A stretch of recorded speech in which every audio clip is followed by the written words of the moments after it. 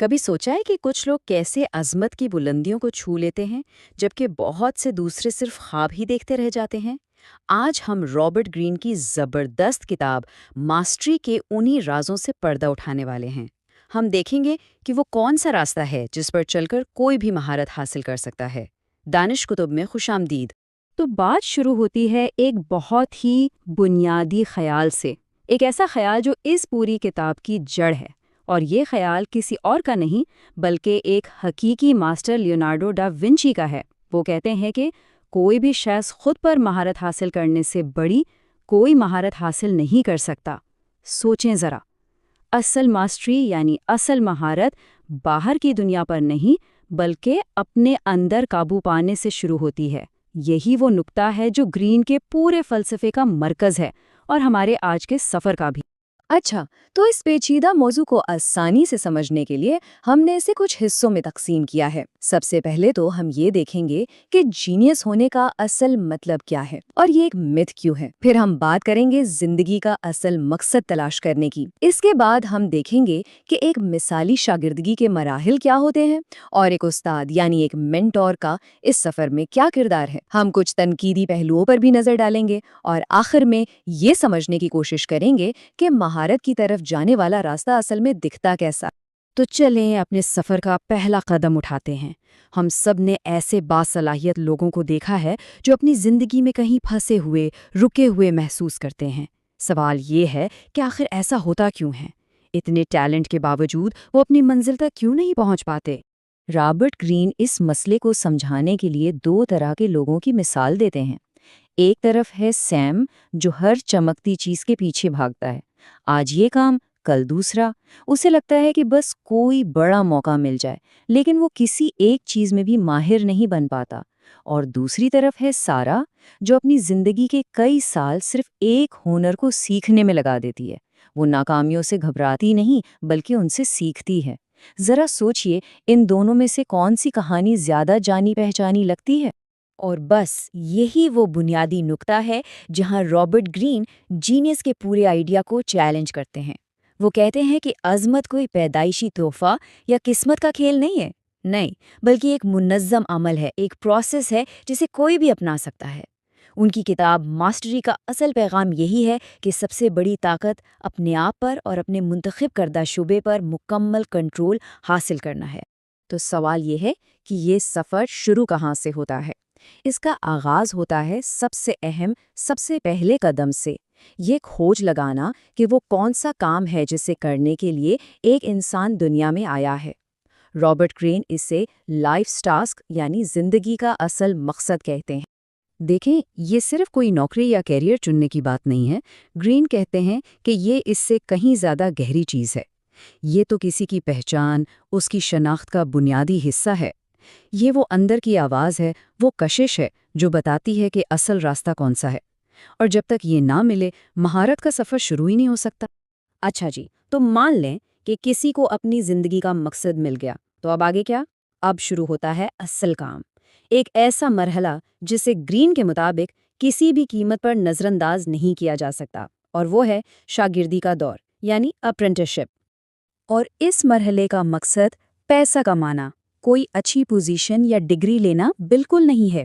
نہیں، اس کا مقصد بہت گہرا ہے۔ جیسا کہ گرین خود کہتے ہیں، اس کا مقصد ہے ذہن اور کردار کی مکمل تبدیلی۔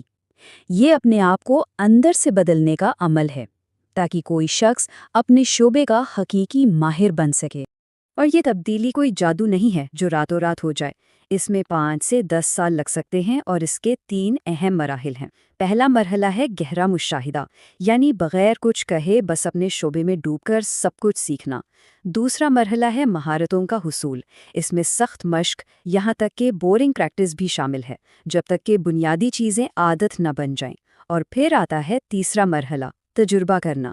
اب وقت ہے کہ جو کچھ سیکھا ہے اسے استعمال کیا جائے، انیشیٹو لیا جائے اور اصل فیڈ بیک سے سیکھا جائے۔ اور ہاں، اس پورے دور میں صحیح سوچ، صحیح مائنڈ سیٹ کا ہونا بہت ضروری ہے۔ ہمیشہ ایک شاگرد کی طرح سیکھنے کے لیے تیار رہنا، چاہے خود کو کم تر ہی کیوں نہ سمجھنا پڑے۔ مشکلوں اور تکلیف کی طرف بڑھنا، کیونکہ اصل ترقی آرام دہ ماحول میں نہیں ہوتی۔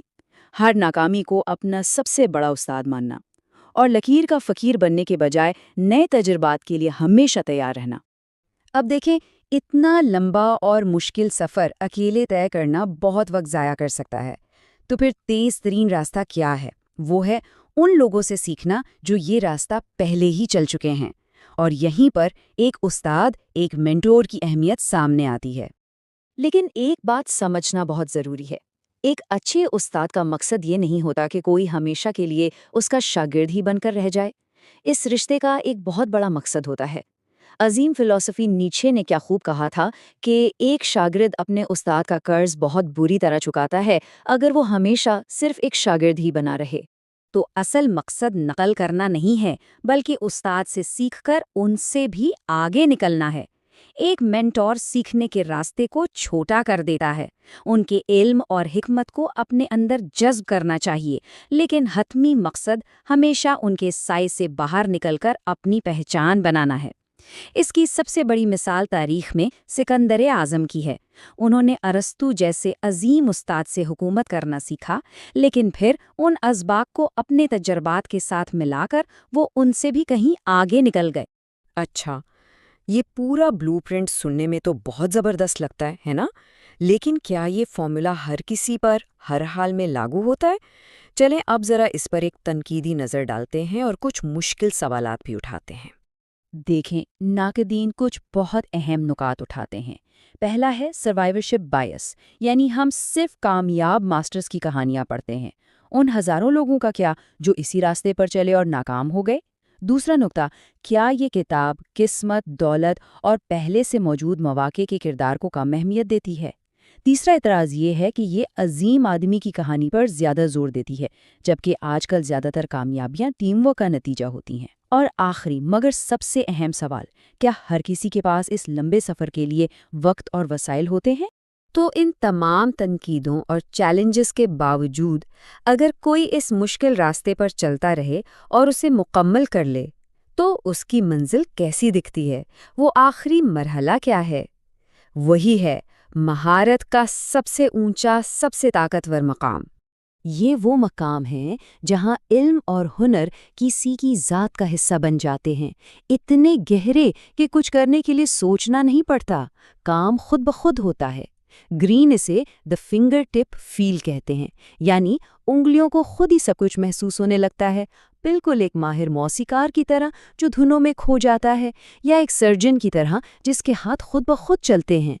یہ مہارت کی وہ جادوئی سطح ہے جہاں سب کچھ آسان اور قدرتی لگتا ہے۔ آخر میں رابرٹ گرین کا کام ہمیں واپس اپنی طرف لاتا ہے۔ یہ تاریخی ہیروز کی کہانیاں تو ہیں، لیکن اصل میں یہ ہر فرد کے اپنے سفر کی کہانی ہے۔ تو سب سے اہم سوال جو یہ کتاب چھوڑ جاتی ہے وہ یہ ہے، مہارت کی طرف جانے والے اس راستے پر کسی کا پہلا قدم کیا ہونا چاہیے؟